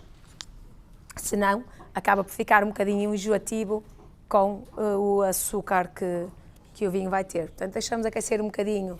Existe, aromaticamente, não podemos dizer que é um vinho super intenso. Claro que a comparação seria fundamental. Termos aqui dois vinhos e medir, lá está, a metro, qual é que é mais intenso aromaticamente que outro. Seria a forma mais justa. Neste caso, exuberância média, não é? Mas nota-se aqui alguma complexidade aromática que nos tira nos remete para uma tecnologia de vinificação um bocadinho mais complexa. Não tem aquele tropical chato direto, não é o nosso objetivo. Como? A primeira edição Foi. e ainda tem. Não. Talvez o arquivo só. Vocês trabalham com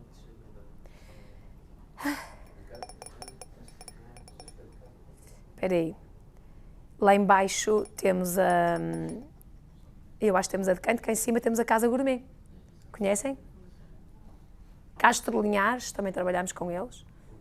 Pronto. Casimira de Lima. Conhecem? Pronto, é isso. Muito bem.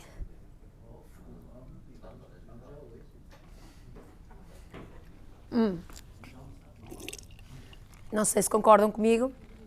Agora, um bocadinho mais quente, vem a boca dele, a untuosidade, não é um vinho leve e magro, que termina rápido. Como?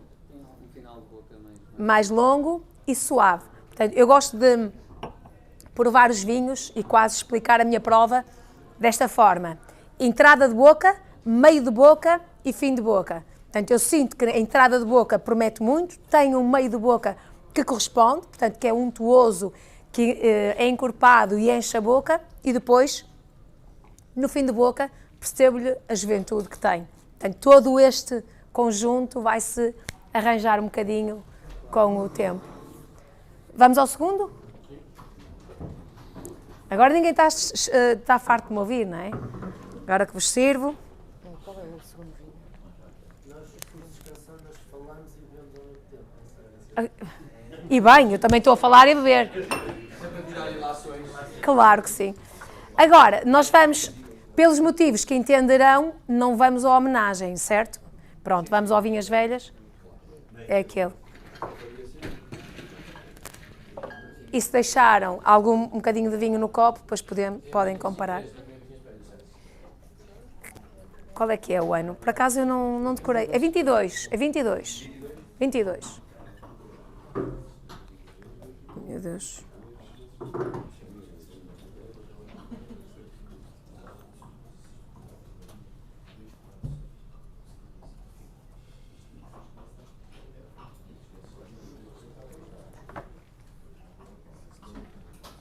Aqui, no caso do Vinhas Velhas, a tecnologia de vinificação, ou seja, a forma de produzir o vinho, são vinhas selecionadas, em que nós aí tentamos, enfim, ir a vinhas com mais idade, não é? De plantação.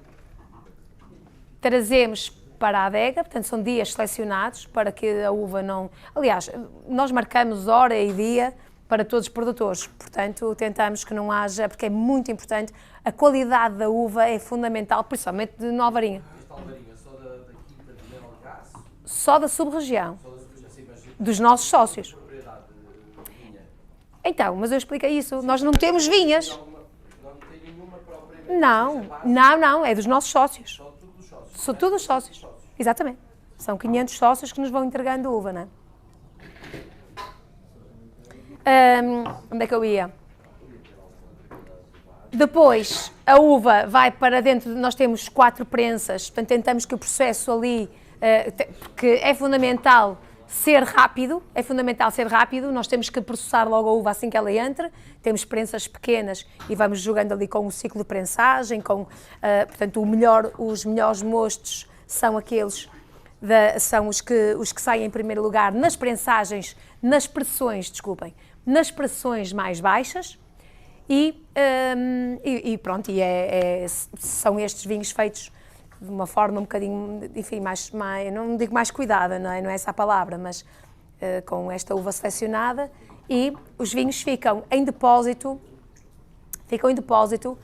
em batonage durante alguns meses. Fermentação, tentamos neste caso para este vinho que seja ali nos 16 graus para trazer outro tipo de aromas, não tanto cítricos, mas...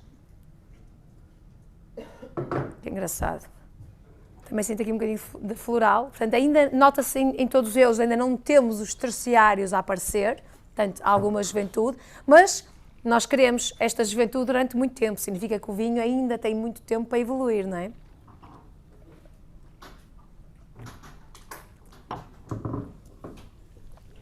Aqui, no final de boca, sabe aqueles fiozinhos que fica da banana? Aquela flor, Isso, mas é um bocadinho de amargor também, não é? Não traz um bocadinho de amargor? assim no final. Como? Não fizemos. Não faço curtimenta. Não sou muito fã. Posso fazer um dia uma experiência, mas não sou muito fã da curtimenta. Um bocadinho do tanino, né? Parece um bocadinho tanino, um bocadinho esse amargor, foi o que estava aqui a dizer. O amargor também pode ser uma característica de alguma parte de uva menos madura, portanto, mas o amargor acaba por desaparecer ao longo do tempo. Ou de engaço, mas também não foi o caso. Desaparece mais rápido. Fica aquela amargura, mas depois... O amargor vai acabar por suavizar com o tempo. Por acaso, não é bem assim. Nós temos algum engaço, trabalhamos com algum engaço, ou seja, nós vamos desengaçando, mas também vamos deixando nas prensas o engaço. Portanto, aqui no Vinhas Velhas tem algum engaço. Pode ser daí, sim. Trabalho maioritariamente sem engaço, mas também prensamos com engaço. esse tanino pode ser para dar longevidade aos vinhos, também é uma das ferramentas que temos, não é? Se ele tem algum estágio, algum tipo de barrica? Não tem barrica absolutamente nenhuma, estágio em inox sobre as borras. E fazemos a batonagem até janeiro, depois fica difícil. E depois é tempo de garrafa, não é? Mas lá está, é importante engarrafá-lo com esta cor, muito clarinha, porque nós sabemos que a cor vai evoluir, a oxidação é natural, é impossível de evitar, e portanto convém dar-lhes estes cuidados. Até o final do ano, fazer os 2 anos, já se tinha aqui uma aí a diferenciar. Talvez no final deste ano o vinho apareça algum diferenciado. Nós, basicamente, são os vinhos que nós apostamos para a longevidade, que é o Vinhas Velhas, temos um outro que é o Natur, também. No Natur, aí são vinhos mais assíduos, mais com pouca intervenção, nada naturais, não estou a dizer isso, porque pode acontecer, não é fácil, mas são vinhos com menos intervenção, bastante mais ácidos. Este acaba por ser um vinho gastronómico, lá está, é o vinho branco que desmistifica o vinho tinto para carnes, não é? É um vinho que vai perfeitamente com uma carne. Ainda jovem, ainda está muito jovem, sim. Mas lá está, o Alvarinho, se fosse o Fernão Pires, não estaria assim, não é? E agora, seguimos naturalmente para a nossa homenagem. Estou curiosa, é um vinho que temos algumas barricas. É 23 também, é 23. Isto é um infanticídio. No caso do nosso homenagem, as barricas são incríveis, são umas barricas, temos uma sorte, e é uma sorte para os enólogos poderem dispor deste tipo de tecnologia para trabalhar. São barricas usadas, sim, 100%. Compraria, se elas deixassem de dar, compraria usadas, não punha barrica nova, não, mas isso é uma opção minha. E tenho lá barricas de acácia. A acácia acaba por, na minha opinião, dignifica mais a característica da casta, marca muito menos do que o carvalho americano, sem dúvida, não é? E o carvalho francês. Acaba por ser mais... Compramos a um distribuidor, mas o distribuidor traz de França.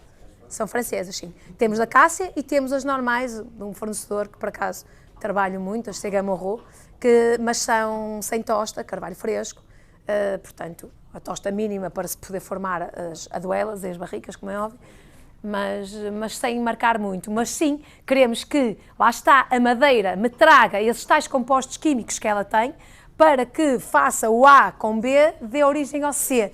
Não agora, mas daqui a um tempo. Ai, desculpa. Não sei se já sentem, mas não me digam, que ainda não provei, se já sentem alguns terciários. Então, eu disse, não me digam. Mas aqui nota-se que já não é uma fruta fresca. Pelo menos aí temos isso no nosso nariz, não é? Obviamente, num vinho que nós sabemos que tem arcabouço para ir mais longe, às vezes o mel acaba por ser positivo e engraçado. É fruta madura. Na boca?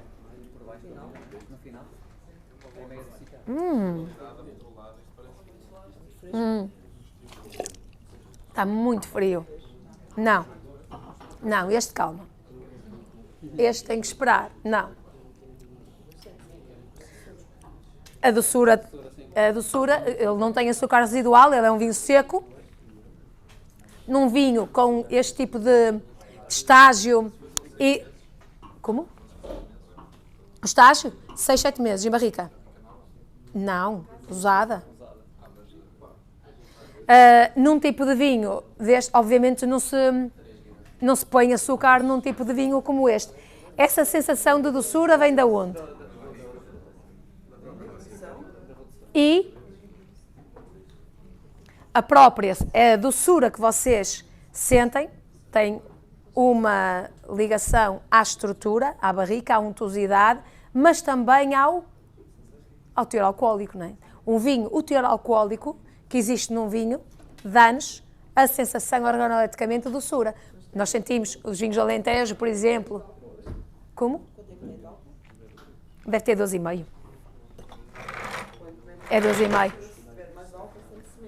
Quanto mais álcool tem, mais se sente.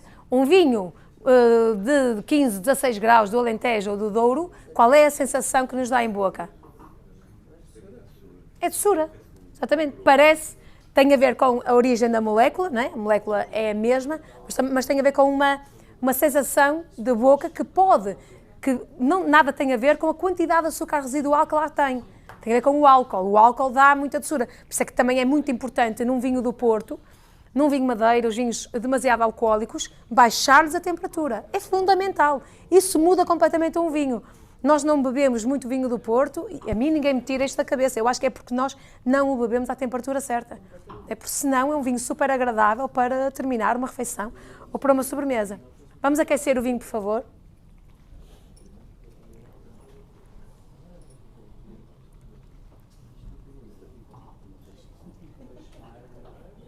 Este vinho merece. Mas não sei se sentem um bocadinho de... Porque, assim, a acidez deixa-nos a boca a salivar, mas o tanino, não é? A astringência deixa-nos a boca seca. Não sei se sentem algo seco aqui a agarrar no final. Este tanino vem de onde? Este tanino vem de onde? Da madeira, exatamente. A madeira também é uma fonte de tanino. Neste caso, eu tinha-vos dito, a uva não tem, a uva branca tem uma quantidade residual de tanino, não é? E tem tanino em engaço, portanto, se eu vinificar com engaço, sim, tenho uma fonte de tanino, mas se eu não vinificar com engaço, a madeira vai-me dar esse aporte de tanino. Vamos ver se ele já melhorou. Por acaso, a mim remete um bocado aqui a um estilo muito usado, só que depois com uma acidez mais puxada para cima. Que engraçado. Da parte da mineralidade, mais do outro lado que tem algum tipo de borracha. O casamento da baunilha, claro que aqui depois tem uma acidez muito mais elevada comparativamente à mineralidade. Exatamente. É engraçado que tem algumas notas muito parecidas. E vai ainda surpreender muito mais ao longo do tempo. Sabemos que este tipo de complexidade aromática que um vinho que estagia mas qualquer um que estagia em barrica tem, não é adquirido ao fim de um mês ou dois, não é? Agora, pois no nariz já está bastante mais exuberante, por exemplo, entre o primeiro e o segundo, eu diria que entre o barro e a homenagem, este acaba por ser aromaticamente mais intenso.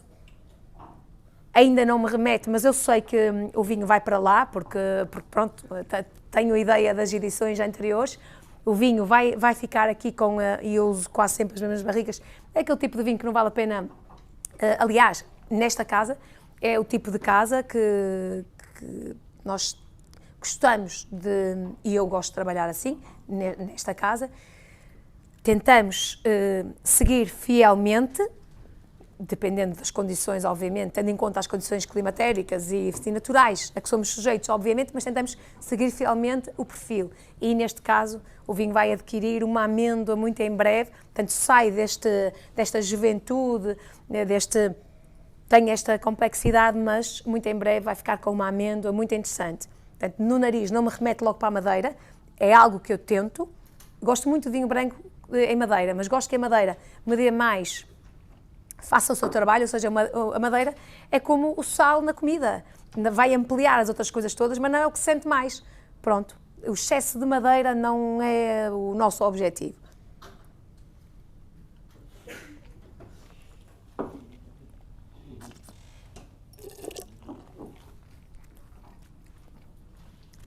E é isso, temos uma acidez, acho que daqui podemos marcar um encontro para daqui a 8 anos, no mesmo sítio, com esta colheita. Acredito que o vinho chegue lá e temos este corpo todo que acaba por nos ajudar a suportar a acidez, porque a acidez dá-nos aqui umas notas de... Mas também ele não aguentaria 8 anos se assim não fosse, não é? Jesus. Eu acho que a homenagem está nos 18, mas eu tenho receio, eu posso é partilhar os preços, por curiosidade, tenho um bocado de receio de estarem a dizer algum erro, mas eu penso que sim, que está perto dos 18. Claro que eu estou a dizer preços PVP, não é preço distribuidor.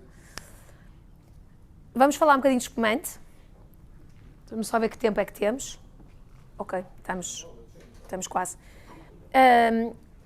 Espumante Alvarinho. Vocês ouvem algum discurso contraditório? Há pessoas que acreditam que há potencial para o Alvarinho fazer espumante. Há pessoas que não são tão fãs disso. Acho que não é nada estranho que eu estou a dizer. Mas pronto, eu penso que também depende um bocadinho da forma como se faz. Eu acho que se consegue fazer um espumante de qualidade com a casta Alvarinho. Isto porquê? Porque há dois tipos de espumante que nós temos no mercado. Há aquele espumante que é o espumante, aliás, há uma tendência de aumento de consumo de espumante. As pessoas consomem espumante hoje em dia como um vinho de refeição, não é? Pelo menos os Brut Nature, não digo os brutos. Não sei se tem noção já do nível de açúcar que cada classificação tem. De 6 a 12, o bruto. Pronto, mas o Brut Nature, 0 a 3, um Brut Nature. Ou seja, quem põe Brut Nature, à partida não põe açúcar residual nenhum, não é? Pronto, que são completamente secos. Estes já são espumantes de mesa, de comida, não é? A sobremesa pede algo doce também. Pronto. E há os espumantes que são leves, frescos, que ao fim de 6, 7 meses ou 9 meses estão prontos a consumir e fazem o que têm a fazer, bolha, frescos, acídulos e tá. E depois há aqueles espumantes que são aqueles mais complexos que passam muito tempo em estágio. Portanto, saberão certamente o espumante é engarrafado, no momento do engarrafamento, vamos lá ver, janeiro, fevereiro, que seja, nós adicionamos açúcar e leveduras e esse vinho, que é um vinho, vai ter uma outra fermentação. Pode acontecer numa cuba, pode acontecer em garrafa. O método que nós utilizamos nas Quintas de Melgaço é em garrafa, chama-se o método tradicional, é um método que é feito e obrigatoriamente por lei em Champagne, na região de Champagne, é o método que eles usam. Vamos lá ver, a vantagem que tem aquela batonagem que vos falei nas cubas, o contacto das borras com o líquido, imaginem numa garrafinha, a maravilha, a magia que ali faz.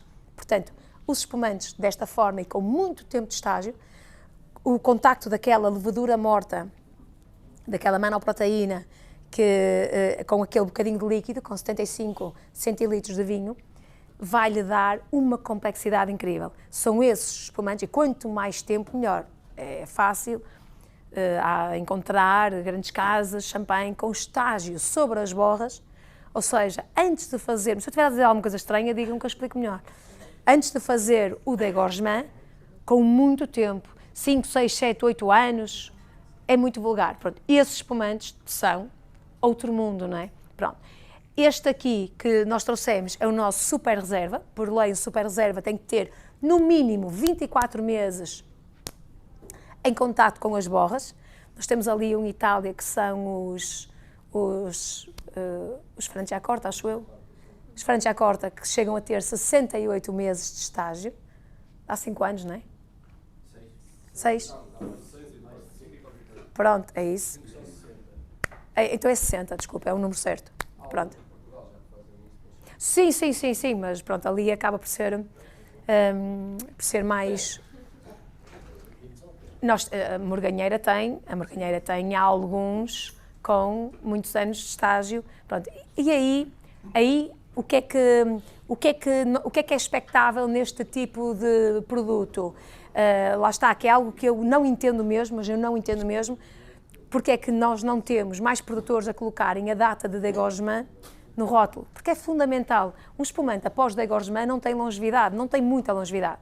Tem uns anitos poucos, 3, 4, 5 anos, Porquê? Porque o gás carbónico acaba por ter ali uma ação sobre a rolha e a rolha pode não ser suficientemente estanque para garantir que aquele gás carbónico fique no espumante. E o que é um espumante sem gás carbónico, não é? Nesta passagem de ano bebia um Moët Chandon completamente morto. Ou seja, tinha uma oferecida há 2 anos, mas possivelmente já tinha mais uns anos nas costas e, portanto, foi um desperdício. E pronto.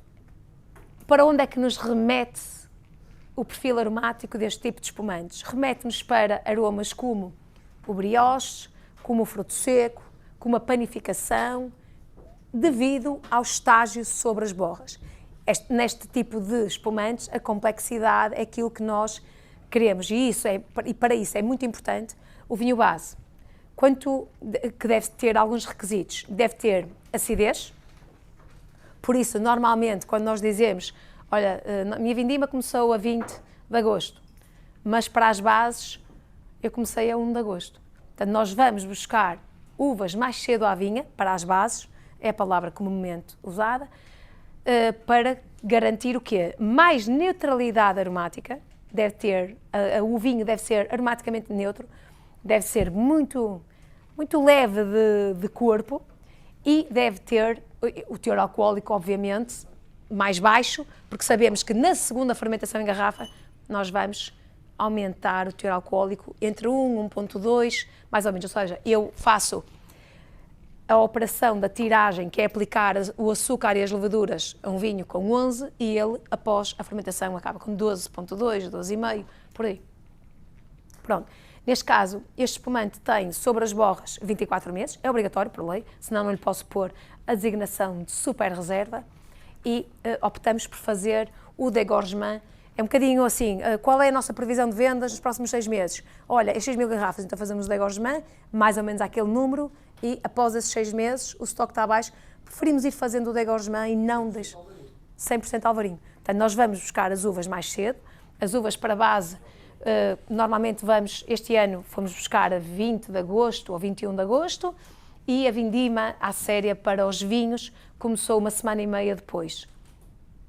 Pronto, mas podia ter começado mais tarde. Para quê? Para nós irmos buscar os alvarinhos com álcool provável, medimos os açúcares, temos um álcool provável 10,8, 11, para nós está bom. E a contestação realmente da capacidade que o alvarinho tem para fazer espumantes vem daí. Acabei de vos dizer que é uma casta aromaticamente incrível e com alto teor de compostos aromáticos, de moléculas químicas aromáticas. Só que acreditamos que indo apanhar as uvas na altura certa à vinha, acreditamos que temos os vinhos certos, no momento certo, para que não haja realmente essa... Porque a maturação da uva não é só maturação em termos de quantidade de açúcar, é a maturação dos aromas, não é? Que não estão lá desde sempre. Não estão lá em maio, junho, julho. O ciclo da videira tem determinadas fases, que vão acontecendo coisas. A maturação aromática acontece mais no fim. Portanto, nós tentamos ter o cuidado de ir buscar o alvarinho, porque trabalhamos muito nesse segmento. Nós temos o super reserva e temos o velha reserva. O velha reserva obriga, no mínimo, 3 anos em garrafa. Portanto, obviamente que tem que ser com um vinho base bem feito. Está bem? Vamos abrir o espumante?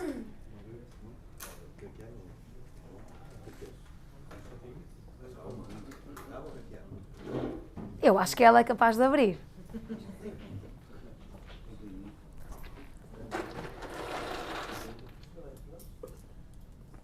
É o nosso super reserva. Eu não sabia que ela tinha trazido uma Magnum, mas ok. Também temos em garrafa 75. Se quiser rodar dentro para a terra ficar inclinada, é melhor. É. Quando tens, depois tem que olhar para a rolha por cima.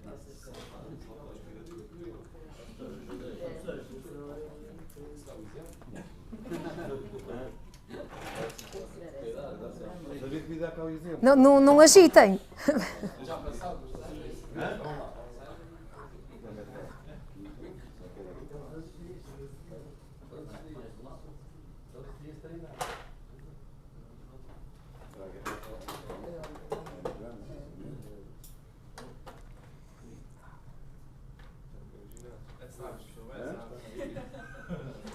Funcionário público no trabalho.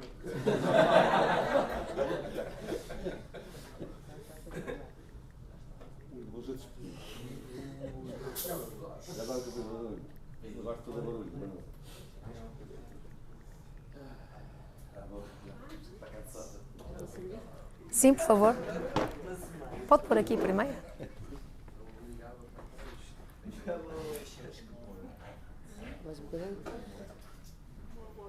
Pode pôr. Se achar que merece, está bom, está bom, está bom. E pronto, como é óbvio, um vinho com tempo e um espumante não deixa de ser um vinho, e neste caso com tempo, é de esperar uma cor mais acentuada. E nestes pouquinhos vão trabalhar, está bem? Trabalha mais feliz. Eu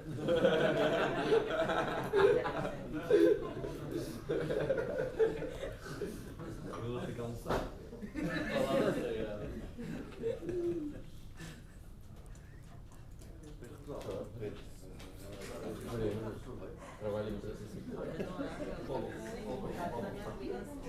Vamos deixar assim.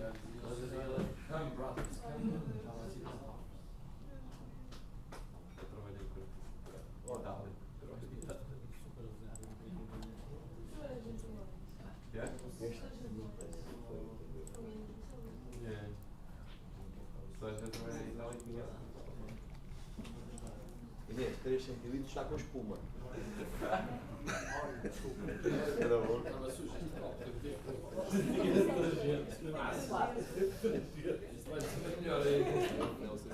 Portanto, se bem me lembro, a espuma, a bolha, é um critério de qualidade, há que saber analisá-la. Bolha fina, persistente, a subir assim em cordão, de baixo para cima. Quando ela sobe num fio, normalmente é um critério de qualidade, indica-nos qualidade. Quando vem, assim, pronto. Muitas vezes também o que acontece é que quando a bolha vem assim aos S, pode indicar falta de qualidade do espumante, mas também, quem me ajuda?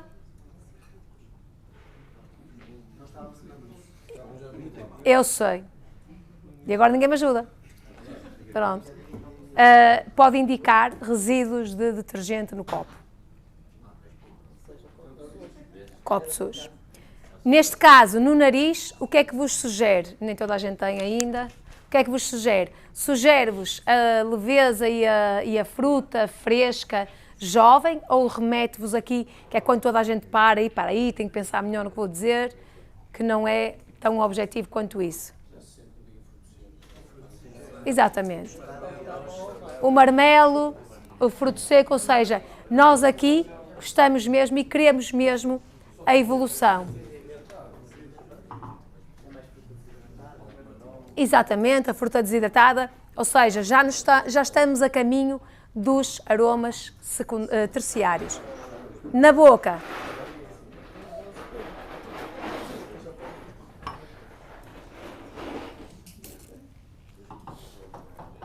boca, posso-vos dizer, ele é bruto, temos quase 5 gramas de açúcar aqui, não chega, mas temos quase, mas pronto, afinamos isto nas 5 gramas de açúcar, mas achamos que este nível de doçura está completamente equilibrado com a acidez. É muito gastronómico, exatamente. Na boca, depois de engolir, fica-nos aqui muito persistente a sensação e as características aromáticas deste vinho ficam-nos na retronasal.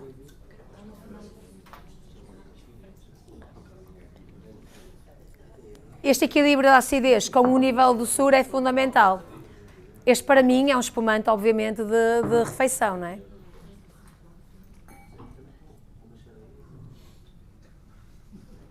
E por que não? Sim. Muito bem. E pronto, é o revelar da casta Alvarinho da sua versatilidade para fazer vinhos, não os trouxemos, mas também temos alvarinhos que pomos no mercado mais cedo para serem consumidos mais jovens. Não fazemos todos os nossos vinhos com o intuito de, olha, é para guardar, leva agora a caixa mas não abras, não, leva agora a caixa e para a semana anda cá outra vez, que são vinhos que não são para ter então longevidade, mas também produzimos vinhos em que, enfim, para outros segmentos de mercado, para outros momentos, para outras refeições.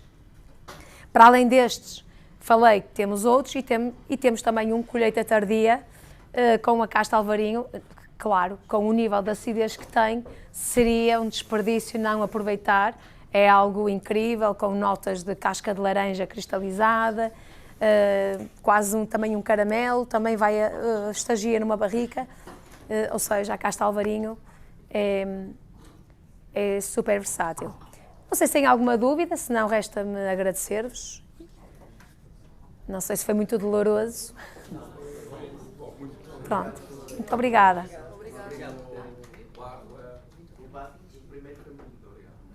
Uma surpresa, ainda bem. E pronto, mas também gostamos de fazer vinhos para várias pessoas. Isto é o sentido de um produtor ter uma gama, não é? Uns gostam mais de um, outros gostam mais do outro. É um bocadinho este o nosso objetivo. O Barro tem aquele fator diferencial de produção. Sim, sim. Então, até na nossa própria cabeça, acaba por vamos tentando ver a diferença do porquê de onde é que está o barro. Exato. Lá está. É isso. Acredito que vai surpreender ainda mais. É precisar de tempo. Trouxemos vinhos bastante complexos, mas ainda muito jovens. Pronto, mas de qualquer maneira, está lá, não é? Está na base. A gente costuma dizer que é fora da caixa, porque é diferente e tentamos encontrar onde é que Exatamente. Gostaram do espumante? Agora está. Estava muito frio, os vinhos estavam mesmo muito frios. assim foi servir, bebê-lo logo, faz bem, este é daqueles que vale a pena tirar um bocado desta efervescência. Exatamente. Para se sentir um bocado mais um caráter. E o copo, neste caso, é o copo ideal, não aquela flute, para apreciar este vinho. A componente aromática dele pede isso, não é? Na flute não se consegue estar a cheirar, num copo de vinho normal conseguimos perfeitamente tirar proveito da parte aromática. Neste tipo de espumante, se fosse um espumante mais jovem, leve, de consumo mais rápido,